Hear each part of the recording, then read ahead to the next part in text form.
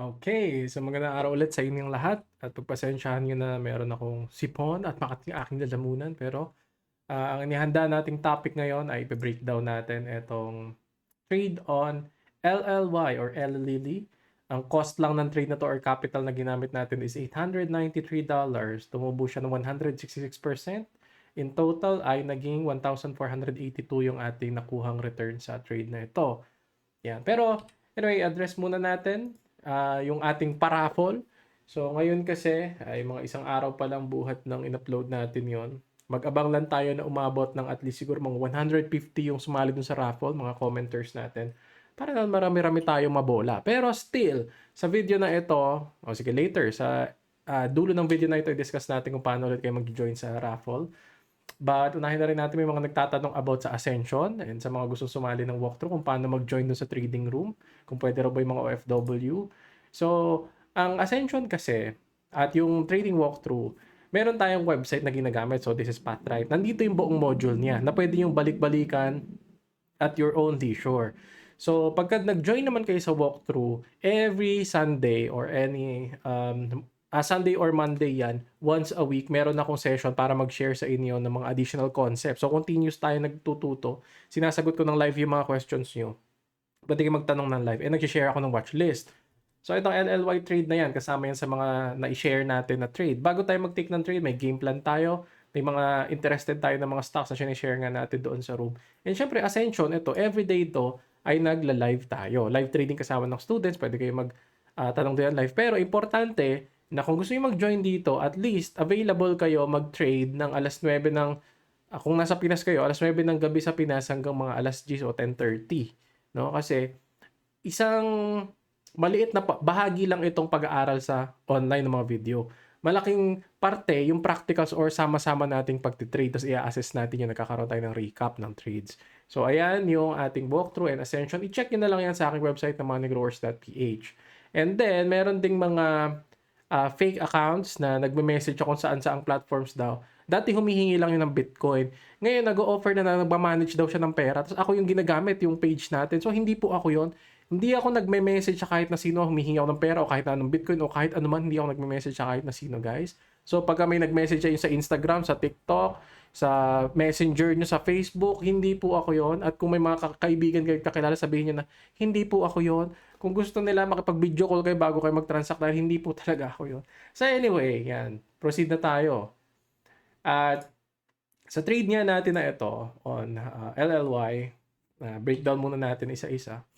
Ang profit or ang kinita natin is $1,482 using only $893 na kapital.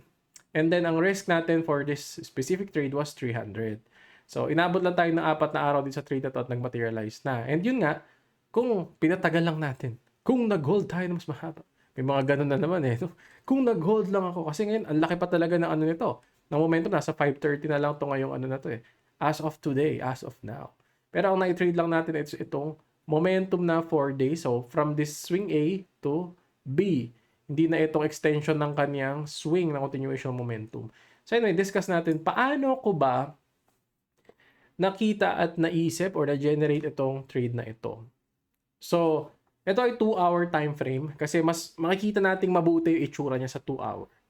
Sa 2 hours, as you can see, we have 600 na level. Okay? Itong LLY kasi, ito yan. Oh. This is a weekly chart. Sinukat natin from the breakout. Nag-breakout na siya above 470. Nagdire-diretso siya hanggang dun sa 600. Sa loob ng 1, 2, 3, 4, 5, 6 weeks.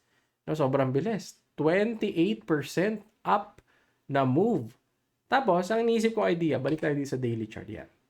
Nagkakaroon tayo ng konting struggle. Wala siyang, nakita nyo sa first candle na ito, hindi siya nag-close above 600. Tapos, nung araw na pumasok ako, hindi pa rin siya nag-close above 600. Tapos, yung pangatlong araw ng rejection, this is the first rejection. Pwede rin dito, this is an optimal level. Hindi pa rin siya nag-close at yun na nag-close siya ng red. No? So, kaya maliit lang yung risk na nakalagay dito compared dun sa capital. Actually, pwede rin ma-wipe yung capital kasi kung this is an options trade, kung lumipad ba siyang dire-diretso, may worthless yung aking options. Okay, yung contract ng options ko. Pero ito sa risk na nilagay natin, kapag ka nag-close above, nakakita ka ng kandila sa daily. Okay? Daily time frame tayo nag-assess itong trade, nag-generate ng idea. Pag nag-close above doon, aalis tayo. So, ano nga ba yung psychological level? Ba't binabantayan ko yan? So, yung psychological levels, these levels often correspond to round numbers such as those ending in 0 or 5. So, 10, 50, 100, and they can act as support or resistance level in the market. Okay? So, mga whole numbers tayo. 600, whole number. Possible na maraming nakabinbin na order or marami ring, kasi lumipad nga ito, possible na maraming naghihintayan to unload or to sell their shares. Kasi paldo-paldo ka na yan, 28%. Yung mga malalaking o yung mga big boys, big funds, hindi lang naman $1,000 yung kinikita, no, million. So sa 28% na yan, malaki na yung move na yan.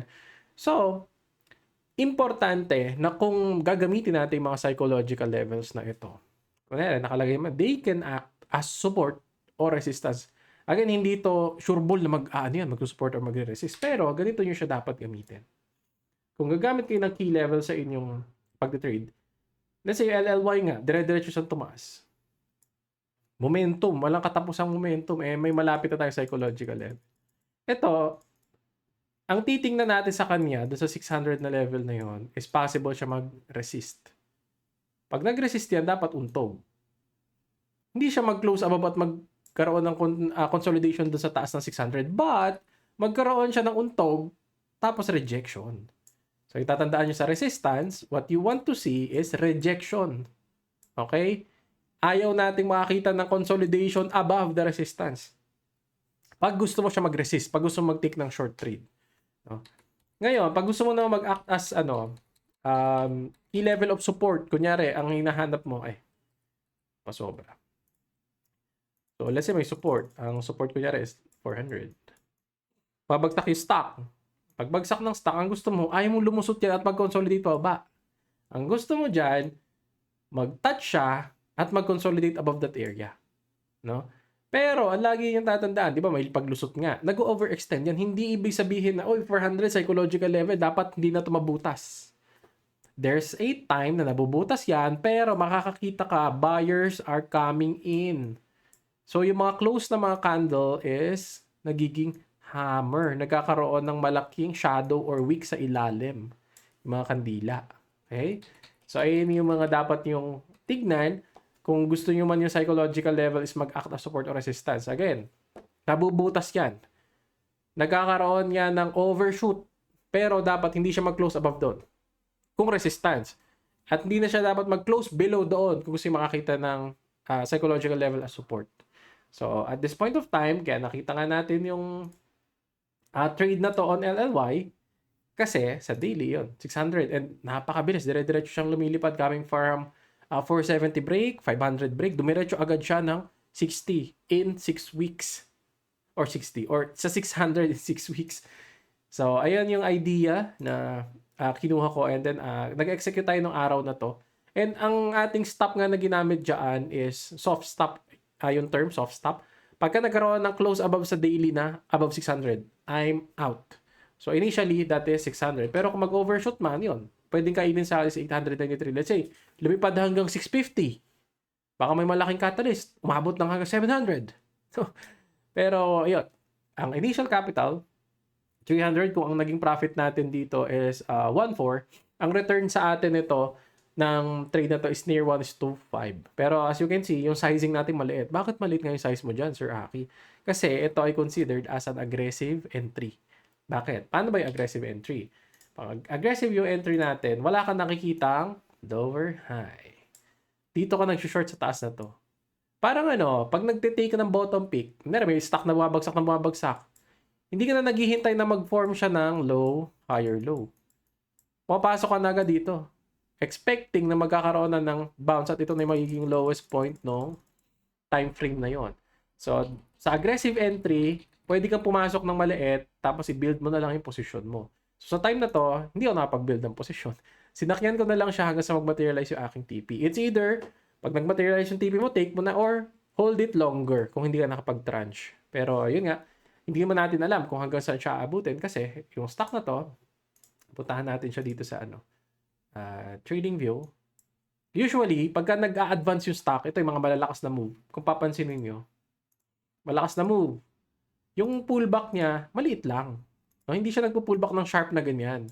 Ngayon nagkaroon dahil yung sentiment ni market is bearish. Nagkaroon tayo ng sharp na drop.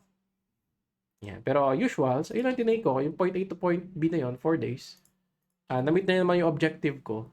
And then yun, makikita nyo may mga watchlist sa gilid. Dinidiscuss ko ano yung trade ko na hawak, mga trade ideas natin. At ayun yung makikita nyo doon sa ating mga trading rooms. So anyway, ayan yung psychological level or psychological area na tinatawag. So now, yun. Sa mga gusto sumali ulit sa raffle, pwede kayong mag-comment sa ating comment section dito sa YouTube na kung ano man yung gusto nyo i-comment, kung may tanong kayo, may gusto kayong content.